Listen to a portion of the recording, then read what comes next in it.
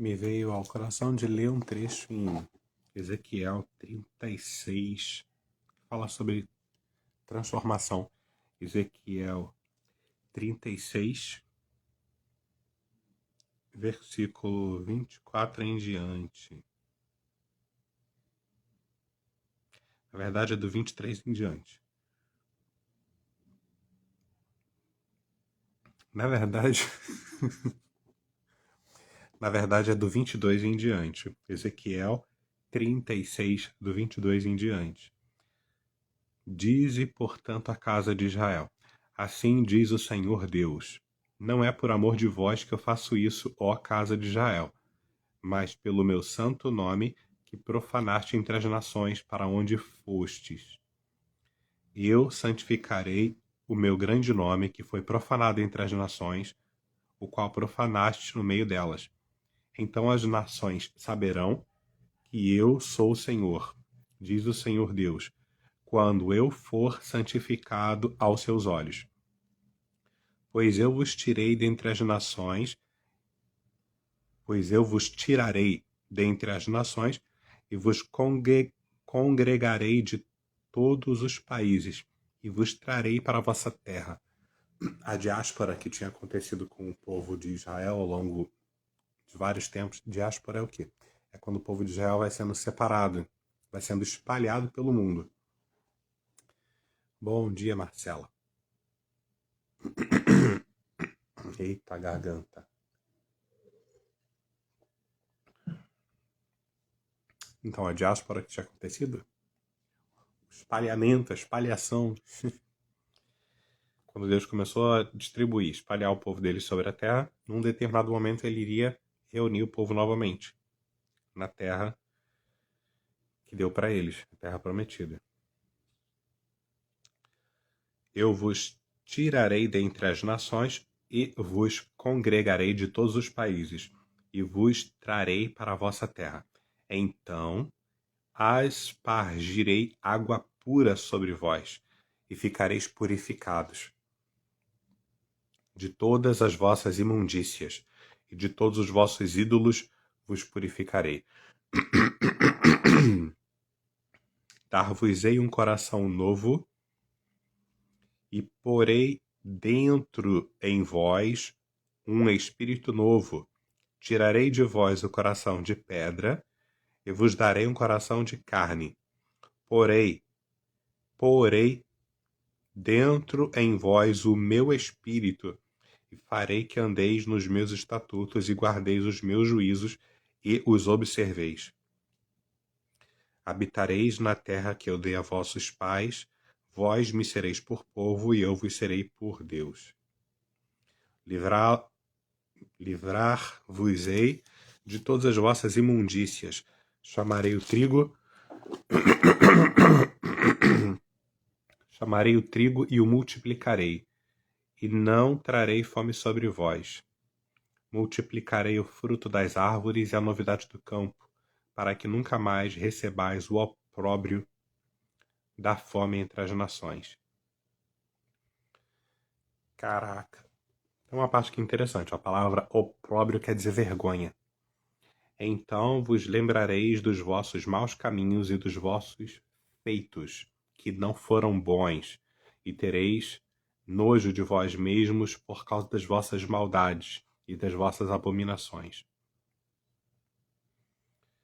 E ele continua, mas eu quero me ater a uma parte que diz o seguinte, versículo 26, na verdade 25 até o 27. Então aspargirei água pura sobre vós e ficareis purificados. Aspargir água é como se você metesse a mão dentro de uma bacia, molhasse a mão e fizesse assim, ó. Como se você estivesse salpicando água. A gente não salpica água porque a água não é sal, né? Mas a gente pode espalhar água em gotas. Aqui não está dizendo que ele vai derramar um balde em cima da pessoa para lavar a pessoa. Aspargirei água pura sobre vós, e ficareis purificados de todas as vossas imundícias e de todos os vossos ídolos. Às vezes a gente fala ídolo e pensa no sentido religioso, de qualquer coisa que não é um Deus e a gente coloca ela como se fosse um Deus porque a gente começa a adorar. Toda vez que você adora, você ou qualquer pessoa, na verdade, toda vez que a gente, vou colocar assim, fica melhor. Toda vez que a gente adora qualquer coisa que não seja Deus, essa coisa se torna o nosso ídolo. Tem programas na televisão hoje em dia que se chama Idols, ou ídolos. São programas musicais, no caso. Idols. Programa de uma pessoa que vai lá para cantar, para mostrar o seu talento ao mundo e talvez ser contratada por uma empresa, uma gravadora, ganhar visibilidade e começar a trabalhar ou continuar trabalhando com a música e tal. Mas nós temos o costume cultural de chamar algumas pessoas de ídolos. O Ayrton Senna é meu ídolo. O político lá é meu ídolo. De fato, em algumas ocasiões, nós colocamos algumas pessoas na posição em que Deus deveria ocupar. E aí essa pessoa se torna o nosso ídolo. Deus está dizendo aqui, ó: aspargirei água pura sobre vós e ficareis purificados. De todos os vossos ídolos os purificarei. E ele continua. Uma coisa interessante. Aqui é Deus que diz que faz isso. Será que eu posso ir lá, pegar a água de Deus e usar ela para me lavar? Uma pergunta interessante. Será que eu posso santificar a mim mesmo? Acho que se... confessando aqui uma coisa bem interessante. Eu acredito que se eu pegar a água de Deus para me lavar, pode funcionar. Agora, será que funciona tão bem quanto isso que ele está dizendo que vai fazer? Quem é que me santifica na verdade? Sou eu que me santifico a mim mesmo ou é Deus que me santifica por meio da palavra dele? Porque ele aqui fala sobre aspergir água pura. Lá na frente, Jesus vai lavar os pés de Pedro e Pedro fala o seguinte: não me lave só os pés. Bom dia, Nalita. Não me lave só os pés, me lave o corpo inteiro. E daí Jesus fala para ele: você não precisa lavar o corpo todo. Você já está limpo pela palavra que eu vos tenho dito. Ou seja, a palavra de Jesus é essa água aqui que nós estamos lendo em Ezequiel 36, 25. Aspargirei água pura sobre vós. Em outras palavras, enviarei a minha palavra para vós, e vós ficareis limpos dos vossos ídolos. É isso. Dar-vos-ei, versículo 26. Dar-vos-ei um coração novo e porei dentro de vós um espírito novo. Tirarei de vós o coração de pedra e vos darei um coração de carne. A cirurgia cardíaca. Deus disse que vai fazer uma cirurgia cardíaca. Como assim? Ele vai tirar o coração de pedra e vai colocar o coração de carne. Mas será que nós temos um coração de pedra? Não, nós temos um coração de carne aqui dentro de nós. Mas ele não está falando desse coração aqui, físico. Ele menciona esse coração aqui porque esse órgão que nós temos no nosso corpo, chamado de coração, que serve para bombear o sangue e manter o sangue circulando em nosso corpo, o sangue que carrega os nutrientes que vão alimentar todo o nosso corpo. O que acontece? A gente come a comidinha, ela cai no estômago, o estômago dissolve, lá no intestino, o intestino puxa as vitaminas e coloca essa vitamina onde? No sangue. E o sangue leva essas vitaminas para todo o corpo, para o corpo se alimentar.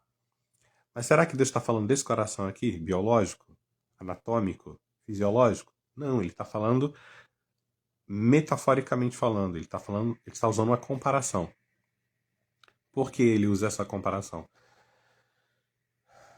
Aqui bem perto do nosso coração tem um órgão chamado timo.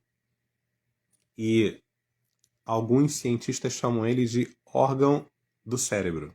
Órgão do coração, órgão do cérebro. Órgão das emoções, na verdade. Por quê? Porque diante de uma situação muito emocionante, diante de algo que toca os nossos sentimentos, o timo reage. Ele incha. Quando a gente está feliz, o timo incha. Quando a gente está triste, o timo se retrai. Então o timo tem estreita relação com as nossas emoções. E ele fica aqui bem pertinho do coração. Em algumas ocasiões, quando nós estamos muito emocionados, o coração da gente fica o quê? Mais acelerado. Ele toma um susto, ele fica também mais acelerado. Então, quando Deus fala aqui, ó, sobre tirarei o coração de pedra e vos darei um coração de carne, o que significa um coração de carne? É um coração que está vivo. Um coração de pedra é um coração parado. É um coração insensível. Ele está falando sobre a questão da sensibilidade. Tem uma passagem aqui em Provérbios. Provérbios, capítulo 3 ou 4. Eu acho que é o 4. É isso mesmo. Provérbios 4, versículo 25, diz assim, ó. Sobretudo o que se deve guardar, guarda o teu coração, pois dele procedem as saídas da vida. Será que Deus está falando desse coração físico? Não, ele está falando desse coração emocional, desse coração mais profundo do que as emoções, que a emoção está na alma, né? Mas lembra que eu falei esses dias na live sobre a questão do espírito e da alma serem parecidos, mas eles são diferentes? Pois então, nós estamos muito acostumados, a maior parte das nossas emoções e sentimentos são provenientes da alma, da psique, das emoções. Tu pensa alguma coisa que é boa ou triste, uma boa ou ruim, e se é boa você fica feliz, se é triste você fica, se é ruim você fica triste. Existe uma relação estreitíssima entre o que a gente pensa e o que a gente sente. Mas tanto o que a gente pensa como o que a gente sente tem íntima relação com o que? Nosso cérebro. Tem relação com a nossa alma. Acontece que quando na Bíblia se fala de coração, muitas das vezes ele está falando do nosso espírito, a parte mais profunda em nós. Sobretudo que se deve guardar, guarda o teu coração. Vamos trocar por espírito. Guarda o teu espírito. Pois dele procedem as saídas da vida. Dele procedem as fontes da vida. Dele procedem as orientações para o que você vai fazer na vida. É por isso que, aqui em Ezequiel 36, 26, dar-vos-ei um coração novo. Por isso ele fala assim, ó, olha que interessante. Dar-vos-ei um coração novo e porei em vós um espírito novo. Onde é que está o espírito dentro de nós? Está dentro do nosso coração. Está nas nossas emoções? Não necessariamente. As nossas emoções da alma, elas podem ser transbordadas com aquilo que está acontecendo no espírito. Vamos lá em Lucas. Evangelho de Lucas. Eu acho que é no capítulo 1. Vamos tirar a dúvida aqui. Lucas. É isso aí. Lucas capítulo 1, versículo 46, diz assim, ó. Disse Maria, Maria mãe de Jesus, a minha alma engrandece ao Senhor. Alma. O que é alma? Pensamento, vontade, emoção. A minha alma engrandece ao Senhor. E o meu espírito se alegra em Deus, meu Salvador. Vou parar por aqui, porque a intenção é só dizer o seguinte, 46 e 47. Lucas 1, 46 e 47. Minha alma engrandece ao Senhor, meu espírito se alegra em Deus, meu Salvador. Maria, mãe de Jesus, ela tinha discernimento para saber o que era a alma, o que era o espírito dela. Aí tu pergunta assim, como é que Maria adquiriu esse discernimento para saber quando uma emoção era da alma, quando uma emoção era do espírito? Eu nem digo emoção do espírito. É a palavra que a gente conhece, né? Mas eu poderia dizer impressão do espírito, sensação do espírito, percepção do espírito. Voltando, lá em Ezequiel, que é o nosso texto inicial. Dar-vos-ei um coração novo e porei em vós um espírito novo. Qual é o espírito novo que Deus coloca dentro do nosso coração? É o próprio espírito dele. No versículo 26 isso fica muito mais claro. Porei em vós o meu espírito. Ou seja, nós temos um espírito. Só que Deus vai colocar um espírito novo em nós. Qual espírito? O espírito dele. Porei dentro de vós o meu espírito e farei que andeis nos meus estatutos e guardeis os meus juízos e os observeis.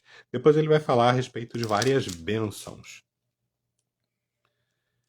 Inclusive a bênção de ter nojo de vós mesmos por causa das vossas maldades. Toda vez que a gente comete uma maldade, era para a gente sentir nojo. Por que a gente não sente nojo toda vez que a gente comete uma maldade? Porque o nosso coração está endurecido. Nosso coração ainda não está sensível o suficiente. Quando o nosso coração está sensível, a gente começa a sentir nojo das maldades que a gente comete. Aí tu pode pensar assim, mas eu não cometo maldade nenhuma. Eu não mato ninguém, não roubo ninguém. Eu cumpro os 10 mandamentos. Será que é sobre isso? Deus nos criou para que a gente tenha uma vida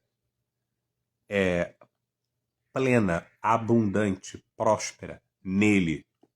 Sem ele, a abundância não é real, a prosperidade não é real, a plenitude não é real. Por que eu digo que não é real? Porque não vem do reino, real de realeza, ok? Pensou que fosse real de realidade, né? Te peguei. Tô brincando. Real de realeza. Mas pode ser de real de realidade também. É porque nem sempre a nossa realidade está de acordo com a realidade do reino. O que é real para você? Talvez a sua realidade seja um reflexo de todos os traumas que você já sofreu na vida, desde que estava na barriga da mamãe, quando a mamãe não tinha recurso suficiente, quando o papai foi embora ou fez uma maldade, enfim. Desde que estava na barriga da mamãe, passando pela infância, adolescência, juventude, vida adulta, talvez hoje você esteja na vida adulta e enxergue uma realidade, viva uma realidade que é toda construída em cima de dores. Pensa numa casa. Vamos construir uma casa? Bora. Onde? Em cima do lamaçal. Dá para construir uma casa em cima do lamaçal? Até dá, mas a casa vai ficar muito capenga, ela vai ficar caindo aos pedaços. Ela não vai ser uma casa firme. Vai ser uma casa que talvez tenha rachaduras, porque tem uma parede aqui construída em cima da lama e a parede ficou pesada e foi afundando. O que aconteceu com essa parede? Ela rachou, quebrou. Um pedaço do telhado caiu. Talvez você olhe para a sua vida e enxergue uma porção de coisas que você não gostaria que fosse desse jeito. Por quê? Porque te incomoda, te causa dor, te causa sofrimento. E por que está assim? Porque a casa foi construída em cima de uma base que não era sólida. Foi em cima do lamaçal. Estou dando um exemplo do lamaçal. Jesus fala sobre casas construídas em cima da areia. Ele diz o seguinte: todo aquele que vem a mim, ouve a minha palavra e pratica, é como o homem que construiu uma casa sobre a rocha. Veio a tempestade, bateu contra essa casa e ela não caiu, porque estava sobre a rocha. Mateus 7, versículo 24 em diante. Portanto, todo aquele que ouve essas minhas palavras e as pratica será semelhante ao homem prudente que edificou sua casa sobre a rocha. Desceu a chuva, transbordaram os rios, sopraram os ventos e deram contra aquela casa. Contudo, ela não caiu, porque estava edificada sobre a rocha. Aquele que ouve estas minhas palavras, mas não as cumpre, será comparado ao homem insensato que edificou a sua casa sobre a rocha.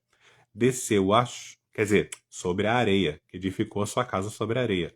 O homem insensato não cumpre aquilo que Jesus propõe, ensina, ordena. Lembra que eu falei esses dias aqui nas lives sobre ordenança? O que são as ordenanças do Senhor? São os mandamentos dele para que a gente obedeça e coloque a nossa vida em ordem. Quer ter uma vida em ordem? Obedeça às ordenanças do Senhor. Simples assim, né? Parece que mas a gente não consegue. Por que a gente não consegue? Porque ele ainda, como diz lá em Ezequiel, não aspergiu água pura sobre nós. Quanto mais água pura ele vem aspergir sobre nós, mais a gente vai sendo lavado das imundícias, das idolatrias, mais a gente vai sendo purificado, e aí ele faz o quê? Ele coloca um espírito novo dentro de nós, ele coloca o espírito dele dentro de nós, ele tira o coração de pedra, coração insensível, coração paralisado, que não consegue obedecer os mandamentos do Senhor, as ordenanças dele, e coloca um coração de carne, que é sensível, que se movimenta, que pulsa, que se move de acordo com o Espírito de Deus. Então, o homem insensato edificou sua casa sobre areia. Desceu a chuva, transbordaram os rios, sopraram os ventos e deram contra aquela casa. E ela caiu, e foi grande a sua queda. Eu fiz aqui, 3 dedinhos que me chamam a atenção. Transbordaram os rios, sopraram os ventos. Desceu a chuva, transbordaram os rios, sopraram os ventos. Quer que eu fale sobre isso aqui? Desceu a chuva, transbordaram os rios, sopraram os ventos. Tem 3 elementos aqui. Tu acha que nós, seres humanos, somos corpo, alma e espírito à toa? Não, essa tal da tricotomia, na verdade nós somos espíritos, temos uma alma e vivemos num corpo. O corpo é quem nós somos de verdade? Não, por quê? Porque o corpo ele está sempre em transformação para se degradar, ele vai envelhecendo. Ele vai perdendo vigor. O corpo é como se fosse uma roupa. Você é a roupa que você veste? Veste, hoje eu tô aqui em homenagem aos cearenses, nordestino, na verdade. Mas veio do Ceará, veio lá de Fortaleza. Oxi! Camisa lá, em homenagem ao povo da terrinha do Nordeste. Que eu amo muito o Nordeste. Então, essa roupa aqui, essa blusa que eu tô usando hoje, ela sou eu? Ela me representa um pouquinho, que eu amo o Nordeste, tá aqui uma imagem representando o Nordeste. Que inclusive, se bem que aqui não tá aparecendo não, mas se você reparar, um detalhe aqui, cultural, rapidinho. Tem a ver com o que está na Bíblia que a gente leu sobre a diáspora do povo judeu. Então, em alguma das vezes você vai ver esse chapéu nordestino aqui, feito de couro e tal, e aqui assim no meio tu vai ver uma estrela de Davi. Aquele triângulo assim, em pé e o triângulo deitado. Estrela de Davi, que significa o quê? Povo judaico. Por quê? Porque lá no Nordeste tem muito povo judeu. Os judeus que foram perseguidos na Espanha, que foram para Portugal, depois vieram para o Brasil. Convertidos em cristãos novos, judeus marranos. Então tem muito povo judeu no Brasil, muito povo judeu no Nordeste. Olha que coisa maravilhosa. Esse povo que foi disperso, ele seria o quê? Congregado na nação dele, como nós lemos lá em Ezequiel. E isso está acontecendo. Aleluia por isso. Deus está resgatando seu povo. Mas não só o povo de ser judeu no sangue, no DNA, mas os judeus espirituais. Aqueles judeus que é o povo escolhido de Deus, os israelitas, que são escolhidos por Deus do ponto de vista espiritual.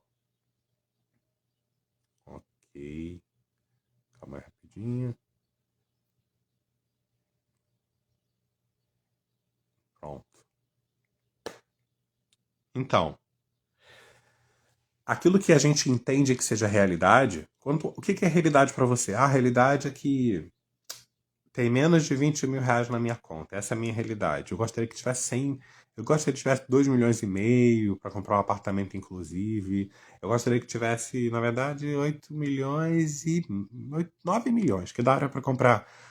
Daria para comprar um sítio para pagar os empregados que vão trabalhar nesse sítio, construir uma casinha interessante e comprar um carro simples, que aí já acabou o dinheiro.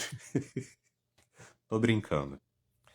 Mas talvez você gostaria de viver uma realidade financeira que ainda não é tua realidade real. Agora, por que que não é a realidade real que você está vivendo hoje? Porque o que está na tua imaginação, que você gostaria, não é a realidade palpável aqui que está nas tuas mãos. Porque entre aquilo que você imagina e aquilo que você está vivendo, existe uma distância. Qual a distância? A distância que precisa ser percorrida. A distância do que precisa ser manifesto. Por que existe essa diferença entre uma realidade e outra? Porque lá atrás você viveu algumas realidades que entraram aqui dentro e foram impressas dentro da tua cabeça, foram escritas sobre a pedra, dizendo o seguinte, só dá para ter até X mil reais. Não dá para passar disso aqui para milhões, não. Agora tô lembrando muito daquele livro Os Segredos da Mente Milionária, do T. Harv Eker. Ele fala que existe um limite mental dentro da nossa mentalidade para o tanto de dinheiro que a gente tem ou deixa de ter. Mas e se eu quiser ter mais dinheiro? Tem que aumentar esse limite. Como é que eu faço para aumentar esse limite? Eu tenho que trocar ideias na minha cabeça, pegar as ideias de pobre e colocar ideias de riqueza. Tira a ideia de pobreza e põe a ideia de riqueza. Por quê? Para a ideia de riqueza, fazer o nível financeiro aumentar. Tem que trocar a mentalidade. Não é muito diferente do que Deus falou aqui, olha. Dar-vos-ei um coração novo, e porei em vós um espírito novo. Tirarei o coração de pedra e vos darei um coração de carne. Porei em vós o meu espírito, é Deus falando, então ele vai colocar o espírito dele em nós, e farei que andeis nos meus estatutos e guardeis os meus juízos. Então, como é que a gente faz para andar nos estatutos do Senhor e guardar os juízos dele? Já ouviu aquela história que o povo mais velho fala? Quando a cabeça não pensa, o corpo padece. O meu corpo vai padecer quando a minha cabeça não pensar com juízo. Juízo. Ajuizado. Ah, menino, tu tá desajuizado aí? Tá sem juízo? Andeis nos meus juízos. O que é o juízo de Deus? É o julgamento dele a respeito daquilo que é certo e que é errado. Se você quer saber de verdade o que é certo e o que é errado, pergunta para Deus. Como? Lendo a Bíblia. Leia a Bíblia que você vai descobrir o que Deus diz que é certo e o que ele diz que é errado. E ele vai afinando isso de uma tal maneira que vai se tornando cada vez mais espiritual. O que é certo e errado vai além dos rituais, vai além da religião, entra na intimidade, entra no relacionamento. Vou dar um exemplo bem simples. Jesus certa vez disse que, ele fala assim, Moisés falou que quem deitasse com a mulher do seu próximo estaria cometendo adultério. Eu, porém, vos digo que aquele que olha para uma mulher e a deseja no seu coração, esse já cometeu adultério. Calma aí, poxa. Então quer dizer que eu achava que pecado era se eu fosse lá pegasse a mulher do vizinho. Fosse para um hotel com ela, ficasse com ela e tal, tivesse as relações íntimas lá. Eu achava que isso era pecado. Na lei de Moisés, sim, falando sobre um ato, um comportamento, uma coisa física que aconteceu. Foi lá e deitou com a mulher do cara que era casado, e tu era casado também, isso é adultério dentro da lei mosaica. E Jesus, ele anula isso? Não, ele só vai mais fundo do que isso. Ó, se o cara, no pensamento dele, olhar para a mulher que não é dele e desejar aquela mulher para si, ele já adulterou. Ele já o quê? Errou o caminho. Já cometeu adultério. É aqui, ó, dentro de nós. É lá na nossa alma. Ah, mas eu pensava que se eu pecasse com o meu corpo é que eu tinha cometido pecado. Antes de pecar com o corpo assim, ó, aqui no cérebro, na mente, já pode ter cometido pecado. Ah, mas então eu estou muito pecaminoso porque eu vivo tendo pensamentos ruins. Você vive tendo esses pensamentos ruins porque você quer, você deseja e você maquina mesmo e fala, não, eu quero pensar nisso aqui. Ou ele só surge na tua cabeça. E tem uma diferença entre você ficar pensando e desejando e tal aqui dentro e o pensamento só surgiu. Se o pensamento só surgiu, alguém pode ter jogado ele na tua cabeça. Pode ser apenas uma tentação maligna. O diabo e seus capetinhas, seus demoninhos, eles ficam jogando vários pensamentos dentro da cabeça das pessoas. Agora, se você pega esse pensamento dos capetinhos e desenvolve ele, fica brincando com esse pensamento, ó, vamos supor que isso é um pensamento do capeta, tá? Ah, eu tô aqui pleno e solto na live e tal, e de repente cai assim, bate na minha cabeça uma caneta, que nem é uma caneta, é um pensamento do diabo. Aí eu falo, olha, bateu na minha cabeça. Nossa, tem uma tampinha verde. Que legal, dá para escrever com isso aqui. Olha, dá para desmontar também e tal. A partir do momento que eu pego a canetinha do capeta. É o capeta não, é só uma metáfora. Pego a ideia do diabo e fico pensando, brincando com ela na minha cabeça, já era. Eu peguei uma tentação e agora estou sendo seduzido por ela. E depois o que vai acontecer? Vou acabar praticando. O legal de Jesus é que ele mostrou o seguinte: começa primeiro aqui, depois é que vai manifestar. Começa primeiro dentro de nós. Por isso que lá em Provérbios que foi dito, até deixei a caneta aqui marcando, ó. Sobretudo que se deve guardar, guarda o teu coração, pois dele procedem as saídas da vida. Guarda o teu espírito, porque é ali no teu espírito que você vai receber revelação de Deus. Como eu disse na live de ontem, você vai receber luz de Deus para viver aquilo que ele quer. É dentro do teu espírito que a luz vai se acender, que o Espírito de Deus vai começar a revelar para você qual é a vida que ele quer para você. E olha que interessante. Quando você vai lendo a Bíblia e encontra o tabernáculo que Deus deu orientação para Moisés construir, dentro do tabernáculo, tinha um átrio exterior, aí você entrava dentro da tenda, lá tinha o santo lugar, e depois tinha o santo dos santos, que tinha uma cortina, e lá ficava a Arca da Aliança, que representava a presença de Deus. O átrio exterior representa o nosso corpo. O santo lugar representa, fala assim que a mente e tal, representa a nossa alma. E o santíssimo lugar, onde estava a Arca da Aliança, representa o nosso espírito. O que é que tinha na alma? O que é que tinha ali no lugar dentro da tenda onde não estava ainda a arca? Que a arca estava num lugar mais reservado. Uma das coisas que tinha, além da mesa com os pães da proposição, era o candelabro de ouro, com 7 luzes acesas. Você já ouviu falar nos 7 Espíritos de Deus? Está lá em Isaías, depois a gente pode falar sobre isso. E a lâmpada com o candelabro aceso, que faz o quê? O que a lâmpada com a luz, com o foguinho aceso faz? Ela emite luz. Ela traz revelação. Entre os 7 Espíritos de Deus, tem espírito de sabedoria. Nós precisamos ter relacionamento com Deus para adentrar nesse tabernáculo, passar pelo átrio, adentrar no tabernáculo e olhar as coisas que tem lá dentro com a luz acesa, a luz de Deus, a revelação de Deus. Se quisermos ter uma vida plena, achei interessante também aqui, em Ezequiel, que ele fala o seguinte, versículo 29. Ezequiel 36, 29. Aproveitando o gancho que eu falei aí da mente milionária, das riquezas e tudo, livrar-vos-ei de todas as vossas imundícias. Chamarei o trigo e o multiplicarei, e não trarei fome sobre vós. Multiplicarei o fruto das árvores e a novidade do campo, para que nunca mais recebais o opróbrio da fome entre as nações. Olha que interessante. A riqueza, a prosperidade, a abundância de Deus surge a partir do momento que a gente permite que Ele ponha o Espírito dele dentro de nós, que Ele acenda a luz, que Ele venha aspergir água. Olha que interessante. Se você prestar bastante atenção, existe um processo aqui em Ezequiel 36. Primeiro ele vai aspergir água pura, vamos ficar purificados de todas as imundícias, ele nos dá um coração novo, ele coloca um espírito novo dentro de nós, ele tira o coração de pedra, ele coloca o coração de carne, ele nos dá o espírito dele para que a gente ande nos estatutos e juízos. Não tem como. Aí eu poderia supor, entender o seguinte: não tem como eu andar de maneira íntegra dentro dos mandamentos do Senhor se o Espírito dele não estiver dentro de mim. Não tem como o Espírito dele entrar dentro de mim se o meu coração de pedra continuar aqui. O meu coração de pedra tem que ser trocado por um coração de carne. E o coração de carne tem que ser movido pelo Espírito dele, não pelo meu espírito que estava amortecido. Não pelo meu espírito que estava no sono da morte, dormindo.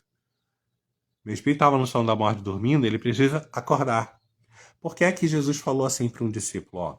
Vamos pensar nisso aqui que é interessante. Certa vez um discípulo chegou para Jesus e falou assim: Jesus, eu quero te seguir, mas permite que primeiro eu vá sepultar meus pais? E Jesus fala: deixa que os mortos sepultem os mortos. O que isso significava? Olha, tem gente que pensa que está vivo, mas está morto. Come, bebe, anda, dorme, assiste Netflix, estuda, vai para o trabalho, faculdade, brinca, joga bola, mas essa pessoa está morta. Por quê? Porque o espírito dessa pessoa ainda não está vivo. Nós precisamos que o nosso espírito saia do sono da morte e entre na vida de Deus. Como é que isso acontece? Quando o Espírito de Deus entra dentro do nosso espírito. Existe um lugar dentro de nós aonde nós sentimos medo da morte. Por quê? Porque esse lugar é gigante, é imenso, é um lugar eterno. Tem um pedacinho da eternidade dentro de nós. E enquanto o eterno não entra dentro do pedacinho da eternidade que está dentro de nós, a gente pode ter medo da morte. Você ainda tem medo da morte? Vamos fazer uma oração para o Espírito de Deus entrar dentro de você. A eternidade entrar dentro de você, você não ter mais medo da morte. Porque o teu corpo um dia vai morrer. Agora, se você não tiver a eternidade dentro de você, o eterno dentro da eternidade que tem dentro de você, você vai ter medo da morte. Você vai pensar assim: eu não quero acabar, eu não queria ir embora desse mundo e acabou e pronto, eu não sou mais ninguém. São questões muito profundas essas. O que eu gosto dessas devocionais espontâneas, dessas lives espontâneas, é que não tem roteiro. Eu só peguei a Bíblia e fui ler, sem roteiro. Puxando o fio. Eu vou puxando o fio, a gente vai para lugares que só Deus sabe. Porque Ele quer. Enfim. Vamos fazer uma oração baseada nesse texto? Baseado em Ezequiel 36, versículo 25 e 26. Do 25, 26 e 27. Vou orar baseado nesse texto. Pai amado, em nome de Jesus, muito obrigado pela tua presença em nossa vida, muito obrigado pela tua palavra, e eu quero te pedir que o Senhor cumpra essa palavra que diz Ezequiel em nós. O Senhor disse que as espargiria, que o Senhor ia jogar água em nós. O Senhor disse que jogaria água em nós, Pai. O Senhor disse que nos purificaria com a sua água, água pura. O Senhor disse que, por meio da tua água pura, nós ficaríamos purificados, que o Senhor nos purificaria das imundícias de todos os nossos ídolos. E eu te peço que o Senhor faça isso, por meio da tua palavra, no dia de hoje, ao longo do dia, desde agora e ao longo do dia, que o Senhor venha estar nos santificando, purificando a nossa vida com a tua palavra, com as tuas águas puras. Que o Senhor nos dê um coração novo, que o Senhor nos dê um espírito novo, que o Senhor tire o coração de pedra e nos dê um coração de carne. Que o Senhor coloque dentro de nós o teu Espírito Santo e nos faça andar nos teus estatutos e guardar os teus juízos e os observar. Em nome de Jesus, Pai, cumpre a tua palavra em nós. Faça de acordo com a tua boa vontade. Amém. É isso. Hoje demos uma viajada, falamos até do povo nordestino. Falamos do segredo da mente milionária. Falamos do pecado que ele começa dentro de nós, depois se manifesta do lado de fora. Que tenha sido útil para você, que a tua vida seja abençoada pelo Espírito de Deus, que o Espírito de Deus fale no seu coração ao longo do dia, que você possa compreender quais são os caminhos pelos quais o Senhor quer te levar, e que você seja abençoado hoje, em nome de Jesus. Que nós sejamos abençoados, em nome de Jesus. Acho que amanhã tem outra live. Ontem teve, antes de ontem também. Acho que eu tô pegando gosto de compartilhar a palavra todos os dias. Vamos ver. Que seja como o Senhor quiser. Amém? Até mais.